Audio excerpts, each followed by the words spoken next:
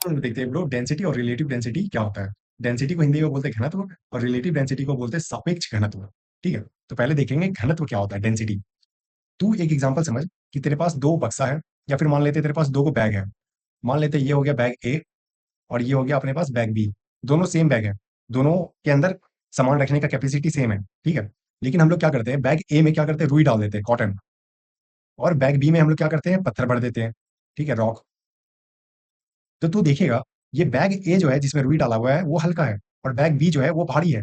ठीक है, लेकिन यहाँ पे तू गौर करेगा, दोनों का साइज, जो वॉल्यूम है, साइज का मतलब हो गया अपने पास वॉल्यूम, जगह, दोनों का वॉल्यूम जो है वो सेम है। ठीक है, लेकिन वेट जो है वो अलग अलग है। समझा, ये हो गया डिफरेंट। तो यही होता है ब्रो डेंसिटी। समझा, डेंसिटी कुछ नहीं है, डेंसिटी ये है कि एक जगह में कितना माल हम लोग भर सकते हैं, उसको बोलते हैं हम लोग डेंसिटी।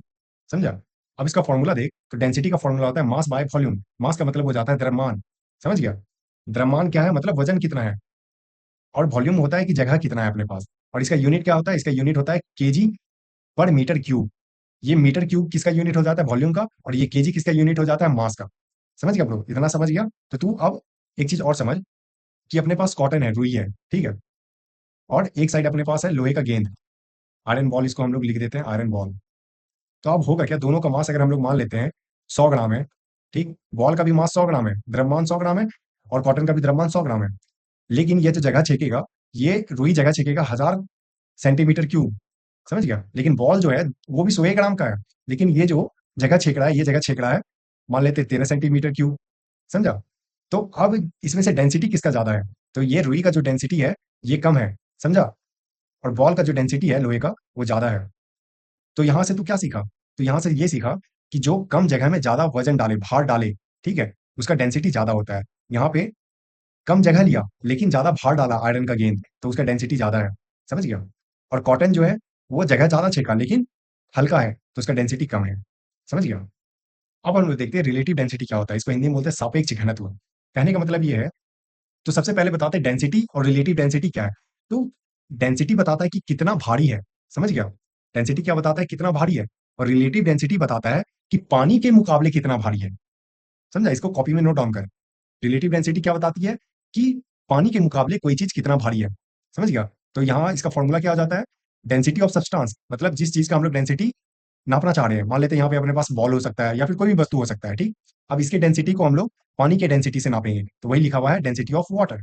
समझ गया। अब बोलेगा भाई पानी का डेंसिटी कितना होता है, तो पानी का डेंसिटी होता है 1000 केजी पर मीटर क्यूब। कहने का मतलब कि 1 मीटर क्यूब का तेरे पास जगह है, उसमें जो पानी हटेगा वो पानी कितना हटेगा, 1000 केजी। समझ गया। तो अब हम लोग देखेंगे कि कौन सा चीज डूबेगा और कौन सा चीज तैरेगा। तो सबसे पहले तो ये समझ लो पानी का अपने पास डेंसिटी क्या है, 1000 केजी पर मीटर क्यूब। इसको हम लोग क्या मानते हैं, इसको मानते हैं हम लोग 1। समझ गया। अब तू समझ, किसी भी सब्सटेंस का जब हम लोग डेंसिटी नापेंगे और उसका डेंसिटी 1 से कम आएगा, तो वो क्या करेगा, तैरेगा पानी पे। अगर किसी सब्सटेंस का डेंसिटी नापे, ठीक है, और उसका डेंसिटी 1 से ज्यादा आ गया, तो वो क्या करेगा, वो पानी में डूब जाएगा। समझा।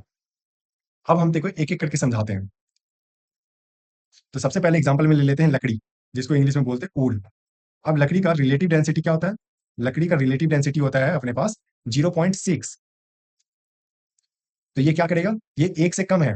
समझा, 1 से कम है तो ये तैरेगा, फ्लोट करेगा। दूसरा एग्जांपल ले लेते हैं हम लोग। दूसरा अपने पास आ जाता है आइस, बर्फ। बर्फ का रिलेटिव डेंसिटी होता है 0.9।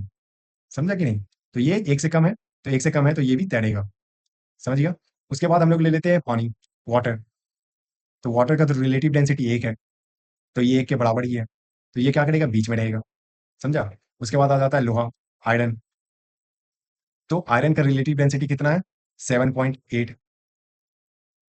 तो ये क्या करेगा, ये 1 से ज्यादा है तो ये क्या करेगा, ये डूब जाएगा। ठीक है, सिंक।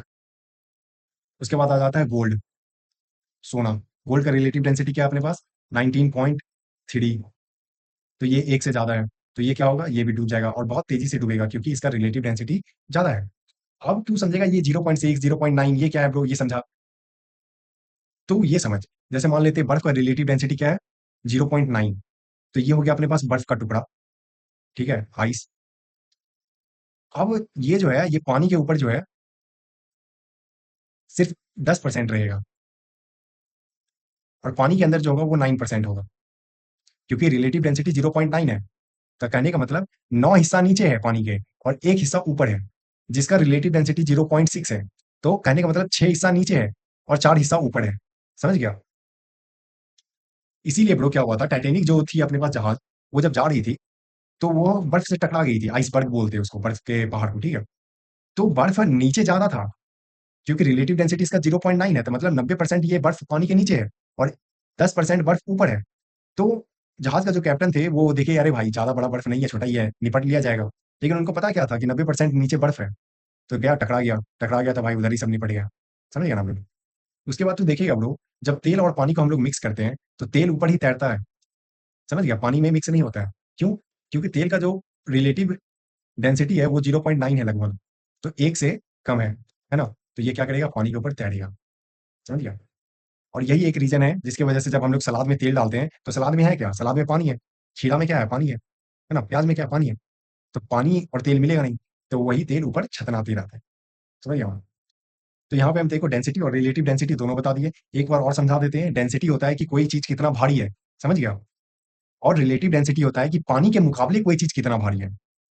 डेंसिटी का ऐसा यूनिट होता है केजी पर मीटर क्यूब, और रिलेटिव डेंसिटी का कोई भी ऐसा यूनिट नहीं होता है। समझा?